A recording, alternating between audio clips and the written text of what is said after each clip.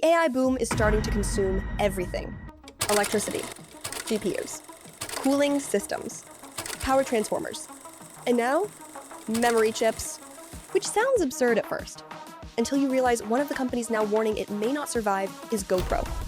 Yes, GoPro, the company that once defined action cameras, extreme sports, adventure culture, an entire era of YouTube. This week, GoPro filed an 8K with the SEC warning of substantial doubt about its ability to continue as a business. That's not corporate drama. That's corporate last rites. The market reacted immediately. Shares fell as much as 14%. At its peak after the 2014 IPO, GoPro was worth more than $13 billion. Today, it's worth around $190 million. A company once associated with freedom, adrenaline, and adventure is now fighting for liquidity. And strangely enough, AI may have delivered the final blow. Not because AI competes with GoPro, but because AI is starting to absorb the physical resources of the economy itself. And in that kind of environment, weaker companies don't collapse all at once. They get slowly starved. AI is quietly rewriting supply chains. GoPro recently revealed something brutal. Memory component costs surged between 80% and 115%. Not GPUs, not processors. Storage. The boring stuff nobody talks about. But AI infrastructure changes the economics of everything. Data centers consume enormous amounts of high-performance memory. Suppliers redirect capacity toward the customers willing to pay the most. And right now, those customers are AI companies, not consumer electronics brands barely holding on. This is the hidden reality of the AI boom. The highest margin customers always win. Everyone else waits in line. GoPro even disclosed that suppliers warned them memory supply could tighten further as more production gets diverted toward AI infrastructure. That sentence matters more than most people realize, because it signals something bigger. AI is no longer just creating new industries. It's beginning to distort old ones. And once supply chains start reorganizing around AI profitability, weaker businesses suddenly discover they can no longer afford the modern economy. The problem is, GoPro was already bleeding out. The memory crunch wasn't the disease. It was the stress test, and GoPro failed it. Revenue fell another 26% this quarter. The company already violated loan covenants and needed waivers from lenders. Now, it warns future covenant breaches are likely too. It's exploring financing, strategic alternatives, potential mergers, potential sales. It's laying off roughly 23% of its workforce. That's not restructuring. That's survival mode.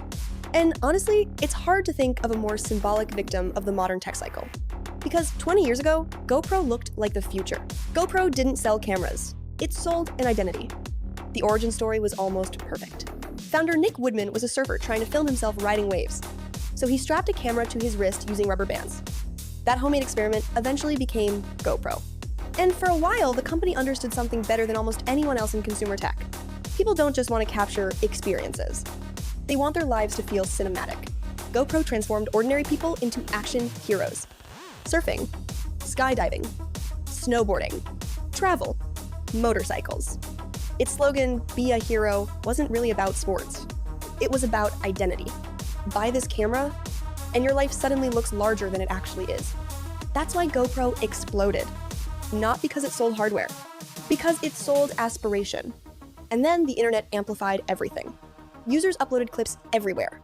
Athletes promoted the brand. YouTube turned point-of-view footage into a global language. For a moment, GoPro didn't just dominate action cameras. It owned the aesthetic of adventure itself. Wall Street loved the story. The stock soared. The valuation exploded. Nick Woodman became a billionaire. And then the company made the mistake that kills a lot of tech companies. It started believing its own mythology. GoPro tried to become a media empire. Management stopped presenting GoPro as a hardware company. Instead, it tried to pitch investors on something bigger, a content platform, a media ecosystem, an entertainment company powered by user-generated video. It sounded brilliant. There was only one problem. Consumers never actually behave that way. Because filming content is easy. Editing content is work. GoPro footage was huge. Exporting was annoying. Editing took time. Most users never turn their footage into cinematic masterpieces. The clips just sat forgotten on SD cards forever. Meanwhile, smartphones kept improving. Shoot, edit, upload, done. No friction, no workflow, no effort. GoPro was trying to build a media empire. just as consumers were moving toward effortless creation. And that distinction became fatal.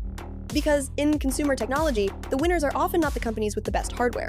They're the companies that remove the most friction. Then, Chinese companies changed the rules entirely. A lot of people say GoPro lost because Chinese competitors were cheaper. That misses the point completely. DJI and Insta360 didn't build cheaper GoPros. They built products for a different generation of users. DJI brought drone-level stabilization and imaging into handheld cameras. Insta360 went even further. Instead of asking users to frame shots perfectly, it introduced a radically simpler idea. Capture everything first.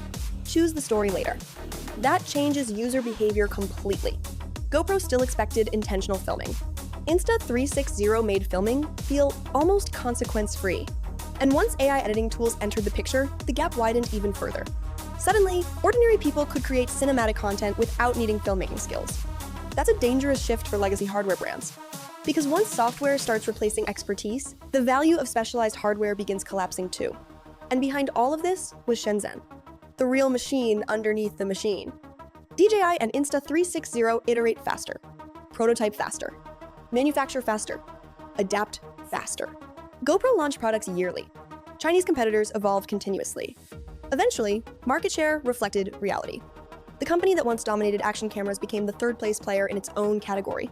GoPro was one of the first companies built for the creator economy, and maybe one of the first destroyed by it, because the creator economy eventually became too efficient. Smartphones made everyone a creator. AI is now making creation even easier. And somewhere along the way, people stopped needing dedicated hero cameras to feel like storytellers. That's the cruel irony. GoPro helped invent internet adventure culture, but the internet eventually evolved past the need for GoPro itself. And now AI infrastructure is accelerating that process even further. Not intentionally, just economically. Because AI doesn't care about nostalgia. It rewards scale, efficiency, margin, infrastructure. Everything else gets squeezed. Even memory chips are choosing sides now. And maybe that's the real lesson here. AI won't just create new trillion-dollar companies. It will quietly make survival impossible for weaker ones. GoPro may simply be one of the first visible casualties of that new economic order. Probably not the last.